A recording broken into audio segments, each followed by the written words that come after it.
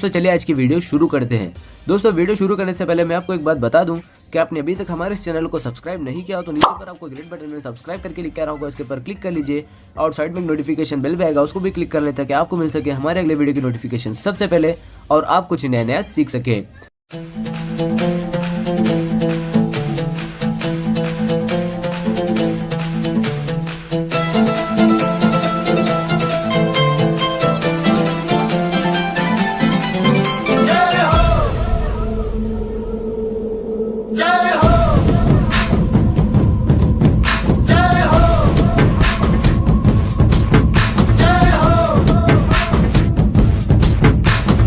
आजा आजा जिंद शामी आने के तले, आजा जरी वाले नीले आसमाने के तले। जय हो जय हो। आजा आजा जिंद शामी आने के तले, आजा जरी वाले नीले आसमाने के तले। जय हो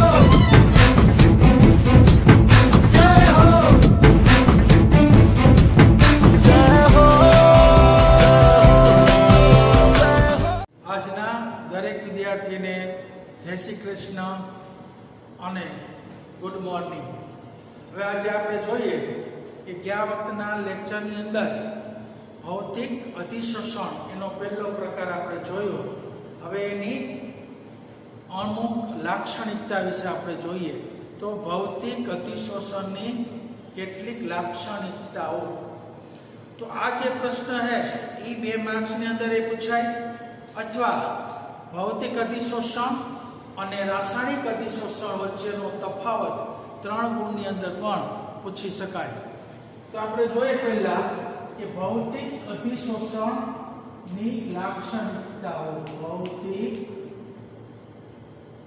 અધિશોષણની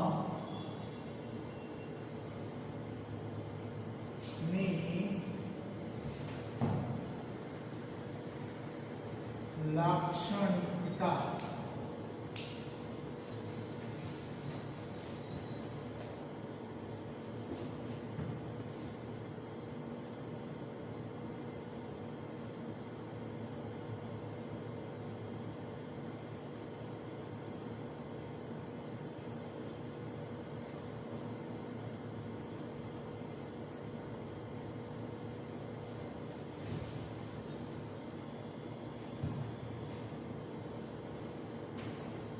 હવે એની અંદર પહેલો મુદ્દો કે એની અંદર વિશિષ્ટતાનો અભાવ। ભૌતિક અધિશોષણ હોય તો એમાં વિશિષ્ટતા જોવા મળતી નથી। તો ભૌતિક અધિશોષણમાં વિશિષ્ટતાનો અભાવ, કારણ કે ભૌતિક અધિશોષણની અંદર કોઈ પણ ઘન પદાર્થની સપાટી ઉપર કોઈ પણ વાયુ એનું અધિશોષણ થઈ શકે કે આ સપાટી કોઈ પસંદગીશીલ વાયુ માટે હોતી નથી, એટલે કે કોઈ વિશિષ્ટ પસંદગી એમાં હોતી નથી। ભૌતિક અધિશોષણમાં વિશિષ્ટતા જોવા મળતી નથી, કારણ કે ઘન સપાટી ઉપર અધિશોષિત થયેલા વાયુની કોઈ પણ પસંદગી હોતી નથી, એટલે કે કોઈ પણ વાયુનું અધિશોષણ થઈ શકે, એમાં કોઈ વિશિષ્ટતાની પસંદગી હોતી નથી, કારણ કે ઘન સપાટી ઉપર જે વાયુનું અધિશોષણ થાય એ અધિશોષણમાં ભૌતિક અધિશોષણની અંદર નિર્બળ વાંડરવાલ્સ આકર્ષણ બળ હોય, અને આ નિર્બળ વાંડરવાલ્સ આકર્ષણ બળ આખી સપાટીની ફરતી બાજુ દરેક દિશામાંથી નિર્બળ વાંડરવાલ્સ આકર્ષણ બળ જોવા મળતું હોય, એટલે કહેવાય છે કે ભૌતિક અધિશોષણમાં નિર્બળ વાંડરવાલ્સ આકર્ષણ બળ સાર્વત્રિક હોય છે। આથી એમાં કોઈ પણ વાયુ હોય એનું સપાટી ઉપર સહેલાઈથી અધિશોષણ થઈ શકે, એમાં કોઈ વિશિષ્ટ વાયુની પસંદગી હોતી નથી। એવું નથી કે કોઈ ખાસ વાયુ એમાં અધિશોષણ થાય, બીજા વાયુનું અધિશોષણ ન થાય। તો આની અંદર ખાસ કરીને વિશિષ્ટતાનો અભાવ એટલા માટે છે કે વિશિષ્ટ એટલા માટે નથી કે એની અંદર ખાસ પ્રકારનું નિર્બળ વાંડરસ્વાસ આકર્ષણ બળ સાર્વત્રિક હોય. હવે આકર્ષણ બળ સાર્વત્રિક હોય એટલે કોઈ પણ વાયુ હોય કે નિર્બળ વાયુ હોય કે પ્રબળ વાયુ હોય કે મધ્યમ વાયુ હોય, કોઈ પણ વાયુ હોય એનું સહેલાઈથી અધિશોષણ થઈ શકે. એટલે સપાટી ઉપર કોઈ પણ વિશિષ્ટ વાયુની પસંદગી હોતી નથી. એટલે પહેલો મુદ્દો આપણે સમજો એટલે સમજી લેજો કે વિશિષ્ટતાનો અભાવ કરવાને છે. હજી કહું છું કે ઘન સપાટી ઉપર કોઈ પણ વાયુ સહેલાઈથી અધિશોષણ થાય. સપાટી ઉપર કોઈ વિશિષ્ટ વાયુની કોઈ પસંદગી હોતી નથી, કારણ કે વાંડરસ્વાસ આકર્ષણ બળ સાર્વત્રિક છે. ભૌતિક અધિશોષણનો અર્થ એ છે કે વાંડરસ્વાસ આકર્ષણ બળને જ કારણે આ ઉદ્ભવે છે. વાંડરસ્વાસ આકર્ષણ બળ એમાં સાર્વત્રિક હોય, બધી દિશામાં જોવા મળે, એટલે કોઈ પણ વાયુનું અધિશોષણ થઈ શકે. કારણ કે ઘન પદાર્થની સપાટી પર કોઈ પણ વાયુનું સહેલાઈથી અધિશોષણ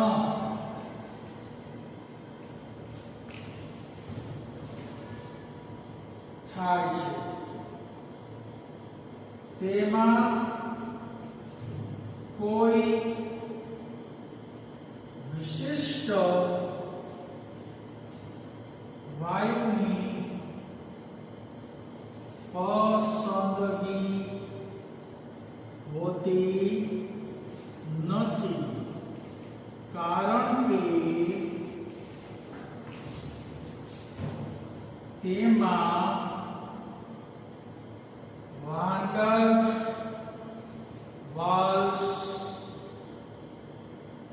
આકર્ષણ બળ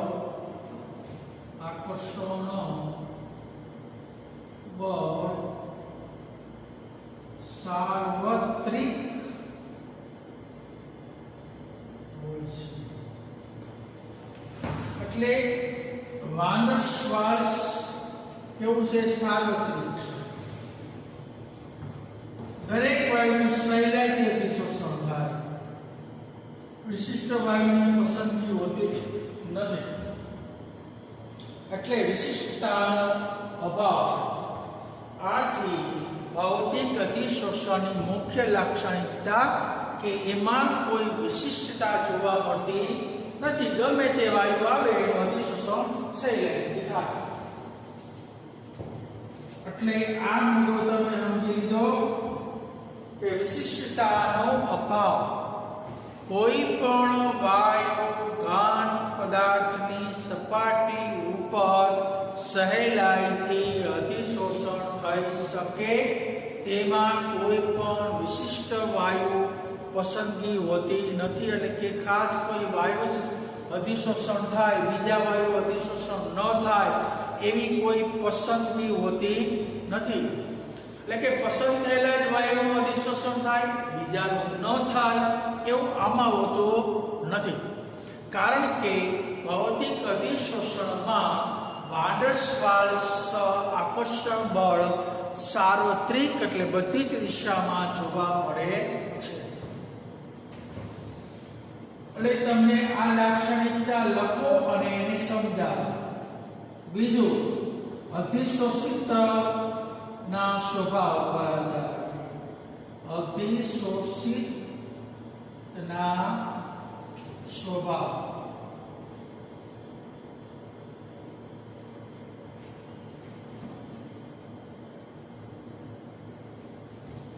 અધિશોષિતનો સ્વભાવ કે ઘન પદાર્થની સપાટી હોય, એની ઉપર જે વાયુ છે એનું જે અધિશોષણ થાય, એ અધિશોષિત વાયુ હોય એના જથ્થા, જે જથ્થો અધિશોષણ થયો હોય જે વાયુનો, એની પ્રકૃતિ અથવા એના સ્વભાવ ઉપર આધાર રાખે. એટલે કે જે અધિશોષિત થયેલો જે વાયુ છે એનું સહેલાઈથી પ્રવાહીકરણ પામે એની ક્ષમતા ઉપર એનો આધાર રાખે. જે વાયુનું અધિશોષણ થયું હોય એ જો વાયુ સહેલાઈથી પ્રવાહીકરણ પામતો હોય તો એ વધુ માત્રામાં અધિશોષણ થાય. સહેલાઈથી પ્રવાહીકરણ ન પામતો હોય તો એનું અધિશોષણની માત્રા ઓછી હોય. એટલે કહેવાય છે કે ઘન પદાર્થની સપાટી ઉપર જે અધિશોષિત થયેલા વાયુનો જથ્થો તેની પ્રકૃતિ કે તેના સ્વભાવ ઉપર આધાર રાખે. એટલે કે સહેલાઈથી પ્રવાહીકરણ થવાની ક્ષમતા ઉપર આધાર રાખે. જે વાયુ સહેલાઈથી પ્રવાહીકરણ પામે તે વાયુનું અધિશોષણ વધુ થાય, જે વાયુનું પ્રવાહીકરણ ઓછું થાય તેની અધિશોષણ ક્ષમતા ઓછી હોય. એટલે જે વાયુનું પ્રવાહીકરણ સહેલાઈથી થતું હોય તેનું અધિશોષણ વધુ માત્રામાં થાય. હવે વાયુ પ્રવાહીકરણ ક્યારે થાય? જ્યારે વાયુ છે એના ક્રાંતિક તાપમાને, જ્યારે ક્રાંતિક તાપમાને પહોંચે, તમે આગલા ધોરણમાં ભણી ગયા 11માં આવતું કે ક્રાંતિક તાપમાને હંમેશા વાયુનું સહેલાઈથી પ્રવાહીકરણ થાય છે. તો ક્રાંતિક તાપમાને વાયુનું સહેલાઈથી પ્રવાહીકરણ થાય છે. અને ભૌતિક અધિશોષણમાં વાંડરવાલ્સ આકર્ષણ બળ છે એ ક્રાંતિક તાપમાનની નજીક વધુ પ્રબળતા ધરાવે. વધુ પ્રબળતા ક્યારે ધરાવે ભૌતિક અધિશોષણ? એ ક્રાંતિક તાપમાન આવે એટલે ત્યારે એની પ્રબળતા વધી જાય. આથી ક્રાંતિક તાપમાને વાયુની અધિશોષણની ક્ષમતા વધી જાય, કારણ કે વાયુનું સહેલાઈથી પ્રવાહીકરણ થાય છે. તો ક્રાંતિક તાપમાને સહેલાઈથી પ્રવાહીકરણ થતું હોવાથી વાયુનું અધિશોષણની માત્રા વધે છે. એટલે અધિશોષિતનો સ્વભાવ કે ઘન સપાટી ઉપર ઘન પદાર્થની સપાટી ઉપર અધિશોષિત થયેલા વાયુના જથ્થા તેના સ્વભાવ કે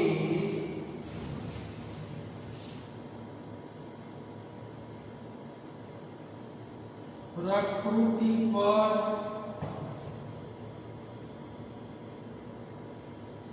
આધાર રાખે છે. એટલે કે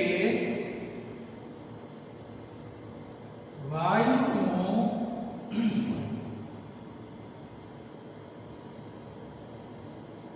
સહેલાઈથી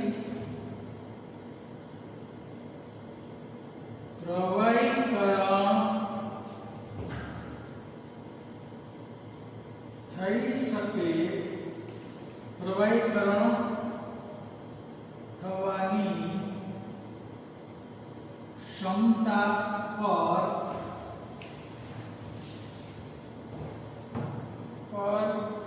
આધાર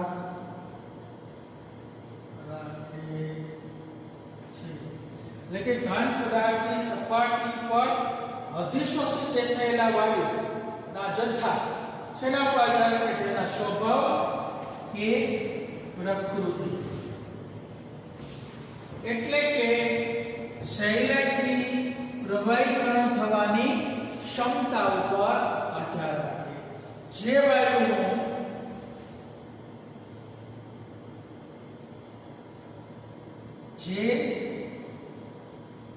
વાયુનું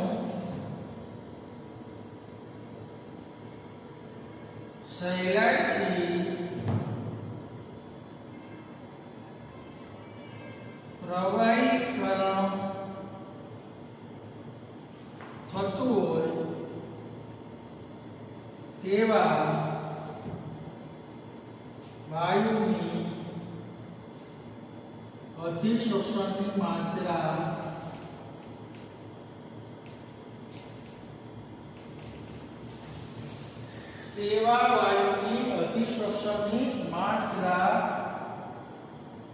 વધુ હોય છે. જે વાયુનું સહેલાઈથી પ્રવાહી, કારણ કે પ્રવાહી હોય ને એ સપાટી ઉપર એકદમ શોષાઈ જાય. એટલે જે વાયુ હોય, કારણ કે વાયુ છે એ સપાટી પર આવે તો અમુક શોષાય ને અમુક મુક્ત થઈ જતું હોય, એટલે અધિશોષણની ક્ષમતા ઘટી જાય. પણ જ્યારે એ વાયુની પ્રવાહીકરણની ક્ષમતા વધી જાય તો વાયુનું જ્યારે પ્રવાહીકરણ થઈ અને સપાટી ઉપર એનું અધિશોષણ વધી જાય અને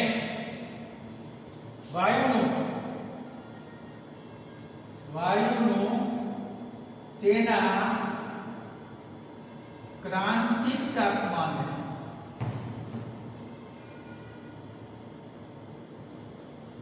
TC કહેવાય ને, ક્રિટિકલ ટેમ્પરેચર, તાપમાને સહેલાઈથી પ્રવાહીકરણ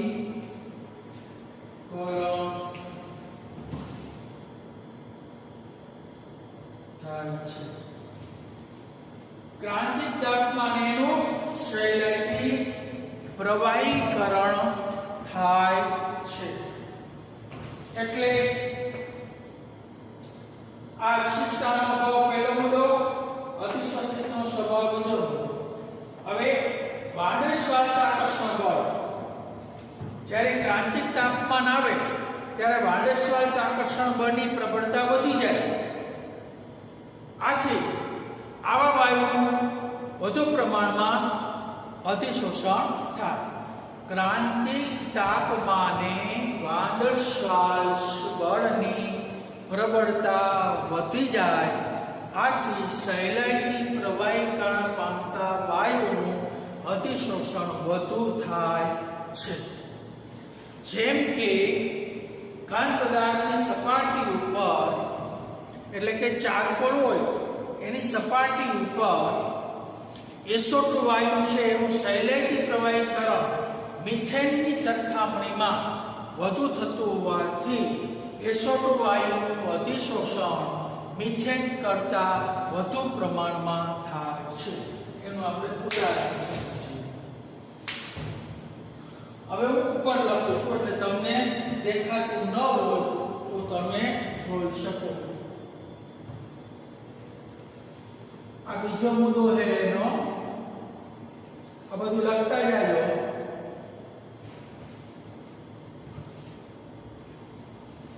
વચ્ચે જ લખી છે એટલે તમને ન દેખાતું હોય તો દેખાવાનો પ્રોબ્લેમ થઈ જાય. આ બીજો, હવે આ ત્રીજો મુદ્દો કે ક્રાંતિક તાપમાને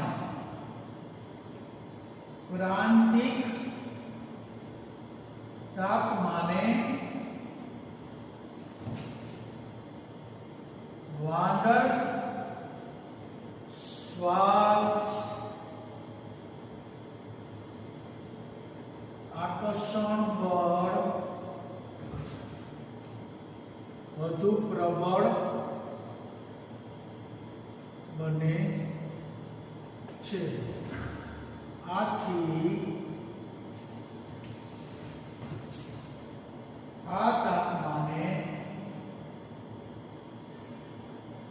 ટીસી તાપમાને સહેલાઈથી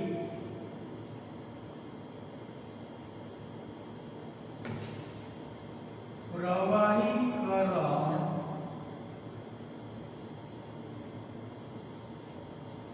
થઈ શકે તેવા વાયુનું સપાટી પર વધુ માત્રામાં અધિશોષણ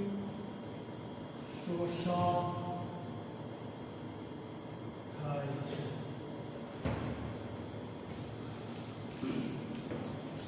દાખલા તરીકે 1 ગ્રામ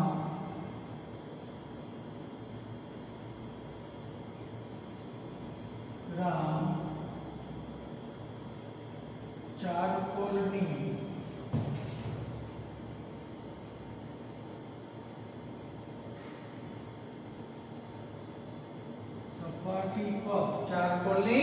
સપાટી પર SO2 વાયુનું મિથેન વાયુ કરતા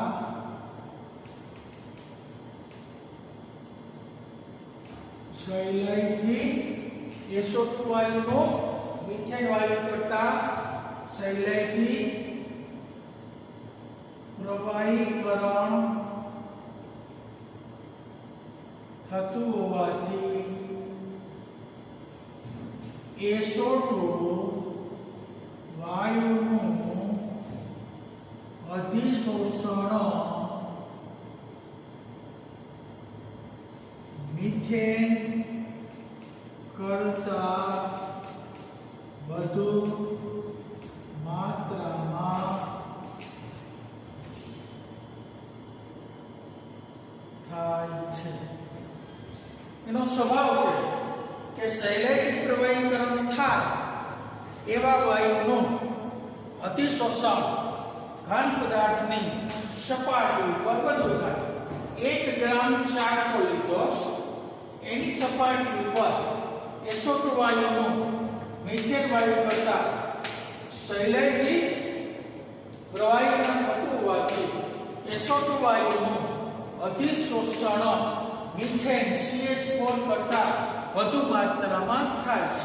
તમને એવું કારણ પૂછે કે ફલાણા વાયુ કરતા ફલાણા વાયુનું અધિશોષણ વધુ પ્રમાણમાં થાય એક માર્કમાં, તેમાં ખાલી જ જવાબ કે જે વાયુનું પ્રવાહીકરણ સહેલાઈથી થતું હોય એવા વાયુનું અધિશોષણ વધુ માત્રામાં થાય અને વાયુનું પ્રવાહીકરણ તેના ક્રાંતિક તાપમાને સહેલાઈથી થાય.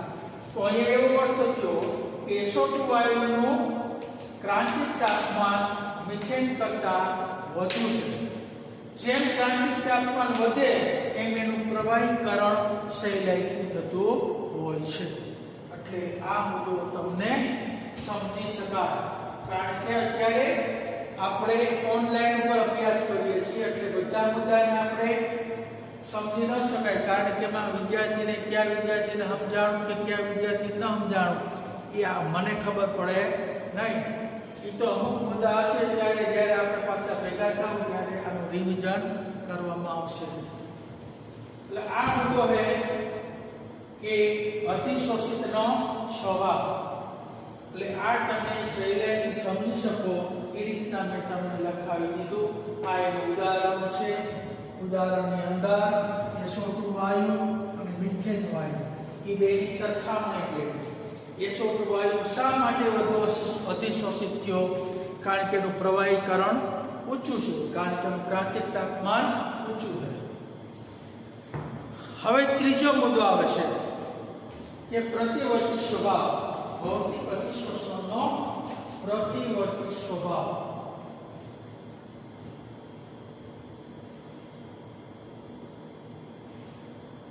ચાલો આપણે સહેલાઈથી આપણે સમજીએ.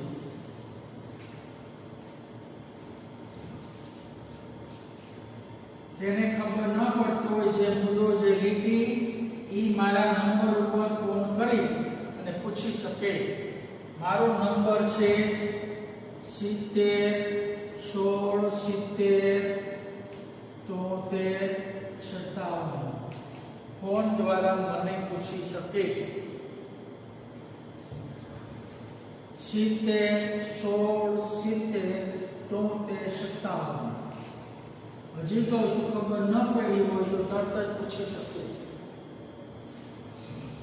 હવે ત્રીજો મુદ્દો,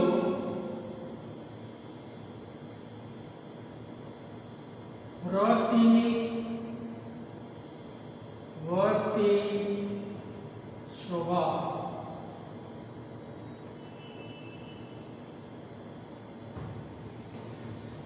કારણ કે પેલા આપણે સમજીએ કે ઘન અધિશોષકની સપાટી ઉપર વાયુનું જે અધિશોષણ થાય એ હંમેશા પ્રતિવર્તી હોય. એમાં પુરોગામી ક્રિયા થાય અને પ્રતિગામી ક્રિયા થાય. કારણ કે વાયુનું દબાણ વધારવામાં આવે તો પુરોગામી પ્રક્રિયા થાય, વાયુનું દબાણ ઘટાડવામાં આવે તો પ્રતિગામી પ્રક્રિયા થાય. લસ એટલે એનો નિયમ મુજબ. તો આપણે જોઈએ કે પ્રતિવર્તીનો સ્વભાવ ધરાવે છે કે ભૌતિક અધિશોષણ એની અંદર ઘન પદાર્થની સપાટી ઉપર વાયુનું જે અધિશોષણ થાય છે તે પ્રતિવર્તી સ્વભાવ ધરાવે છે. તો અહીંયા પહેલો મુદ્દો લખું છું કે ઘન પદાર્થની સપાટી ઉપર વાયુનું અધિશોષણ પ્રતિવર્તી સ્વભાવ એટલે પુરોગામી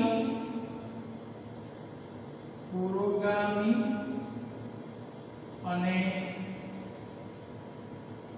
પ્રતિગામી બે ક્રિયા થાય જેને આ અને આ નિશાની વડે ધરાવે છે. ઘન પદાર્થની સપાટી પર જ્યારે વાયુનું અધિશોષણ થાય ત્યારે પુરોગામી થાય અને પ્રતિગામી ક્રિયા થાય. તો સામાન્ય રીતે આમ એક છિદ્રાળુ ઘન પદાર્થ છે.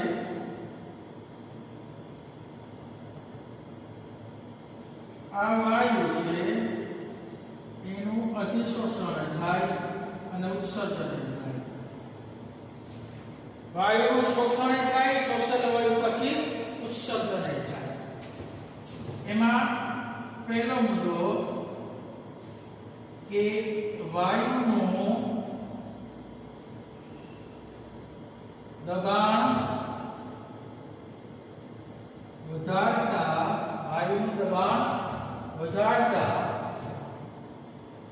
લ સેટે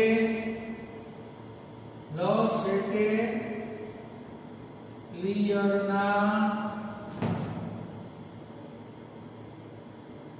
સિદ્ધાંત મુજબ પ્રક્રિયા પુરોગામી થઈ વાયુનું કદ ઘટે છે. કારણ કે વાયુ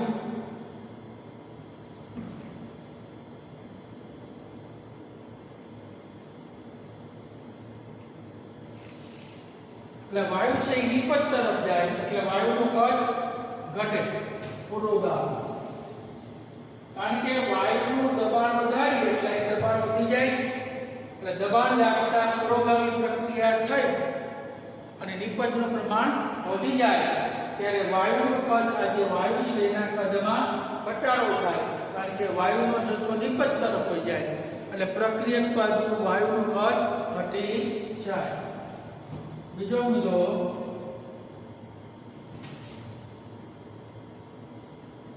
વાયુનો દબાણ ઘટાડતા લ સેટેલિયરના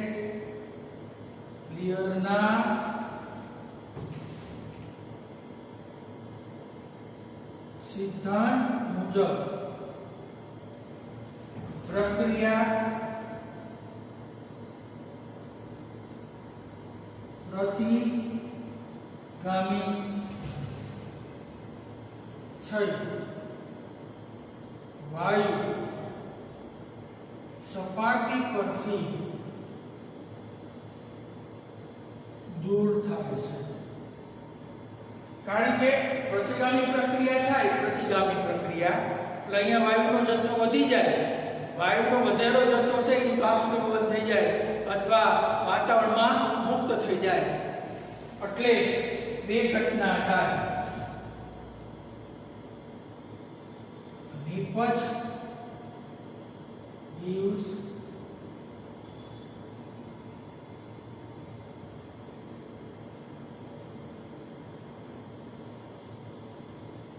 એટલે વાયુ સપાટી પરથી દૂર થાય એટલે પ્રતિવર્તી ક્રિયા થઈ ગઈ અને પૂર્વગામી.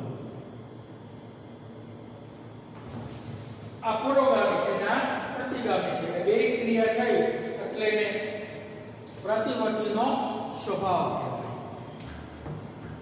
એટલે સપાટી ઉપર જે વાયુનું અતિશોષણ થયું હોય એ વાયુનું જો દબાણ વધારવામાં આવે તો વાયુને દબાણ વધારતા વાયુ અંદર દાખલ થાય અને નિપજ બની જાય એટલે વાયુનું કદ ઘટી જાય. જ્યારે વાયુનું દબાણ ઘટાડવામાં આવે તો અંદર શોષેલો વાયુ હોય એ સહેલાઈથી પ્રતિગામી ક્રિયા છે, બે ક્રિયા છે, પૂર્વગામી પ્રતિગામી ક્રિયા થઈ અને વાતાવરણમાં દૂર થાય, સપાટી પરથી વાતાવરણમાં જતો રહે એટલે આ પ્રતિવર્તી ક્રિયા જોવા મળે છે. તો તમે પ્રતિવર્તી સ્વભાવ હવે ભૌતિક અધિશોષણ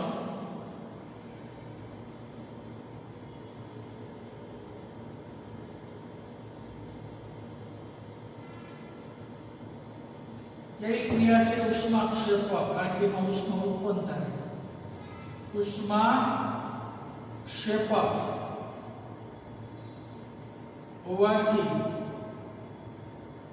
તાપમાન વધારતા અધિશોષણની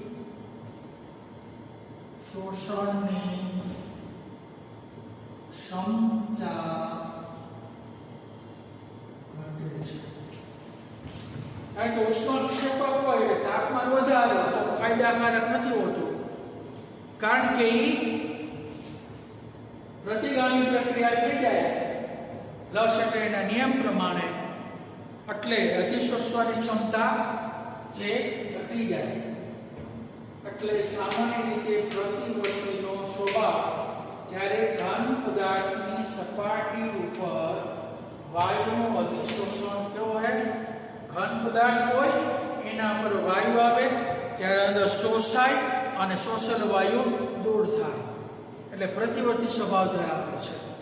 જો દબાણ વધારવામાં આવે તો વાયુનું અધિશોષણ વધુ થાય, જો દબાણ ઘટાડવામાં આવે તો શોષેલું વાયુ સપાટી પર આવી અને મુક્ત થાય. આવી રીતના પ્રતિવર્તી સ્વભાવ ધરાવતો હોય છે. એટલે તમે આ ત્રીજો મુદ્દો અને લાક્ષણિકતાનો ત્રીજો મુદ્દો ખાસ ધ્યાન રાખજો, પ્રતિવર્તી સ્વભાવ.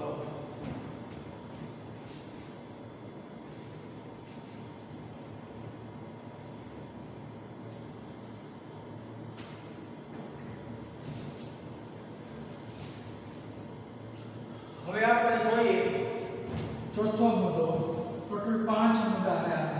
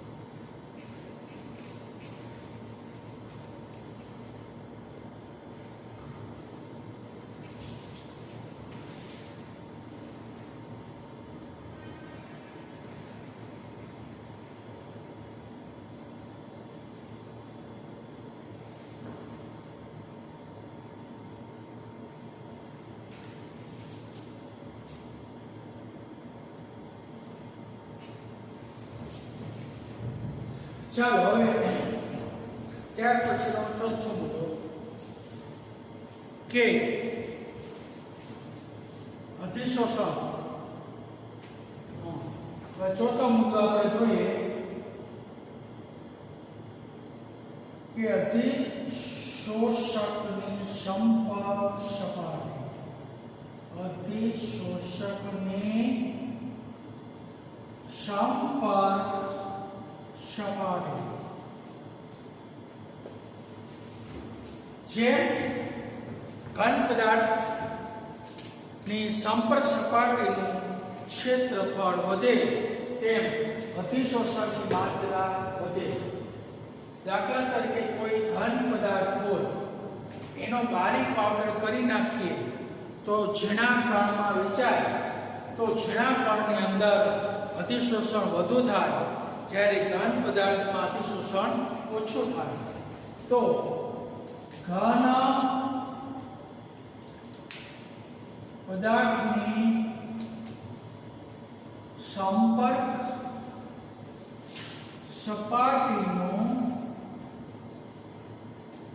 ક્ષેત્રફળ જેમ વધે તેમ વાયુનું અતિશોષણ વધુ માત્રામાં થાય છે. દાખલા તરીકે ધાતુના બારીક પાવડરની સંપર્ક સપાટી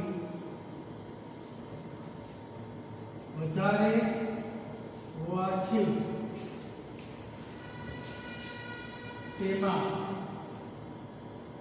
વાયુનું અતિશોષણ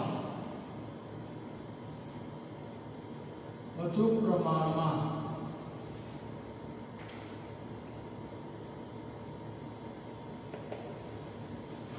જે સારા અતિશોષક તરીકે ઓળખાય છે. જે સારા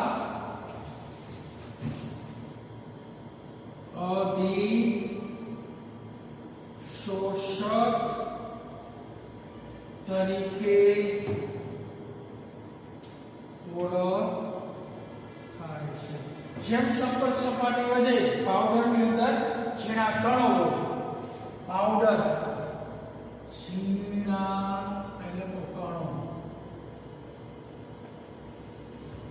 પાવડરની અંદર ઝીણા કણો હોય એની સંપર્ક સપાટી વધારે હોય એટલે વાયુનું વધુ પ્રમાણમાં અતિશોષણ થાય, જે સારા અતિશોષક છે.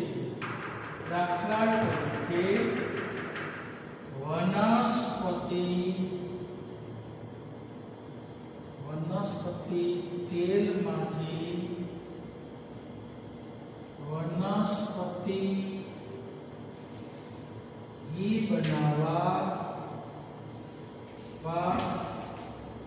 નિકલના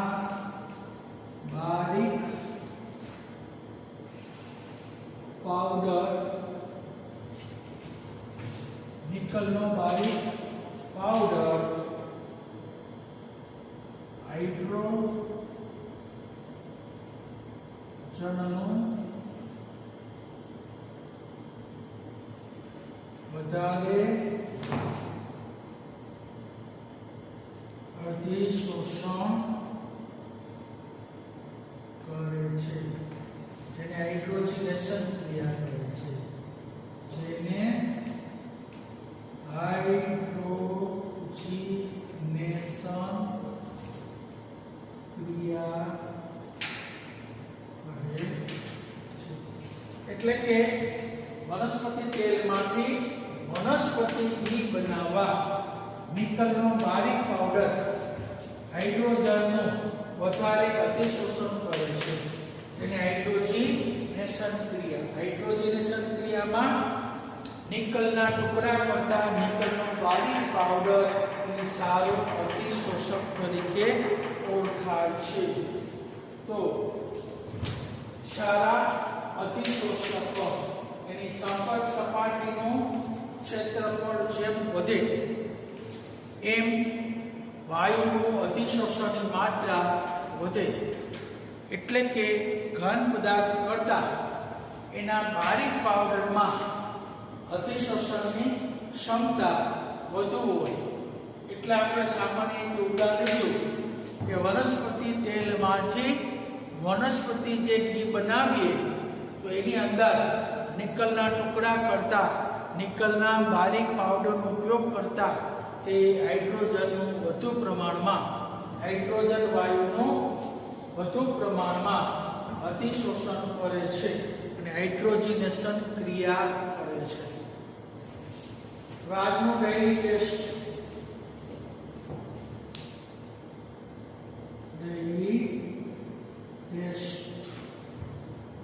પહેલું ભૌતિક અધિશોષણ ઘટના સમજાવો. બીજું ભૌતિક અધિશોષણની વિવિધ લાક્ષણિકતા જણાવો. ચાલો હવે આના પછીના લેક્ચરની અંદર પછીની લાક્ષણિકતાઓ જોશું. આજનું લેક્ચર પૂરું થયું છે.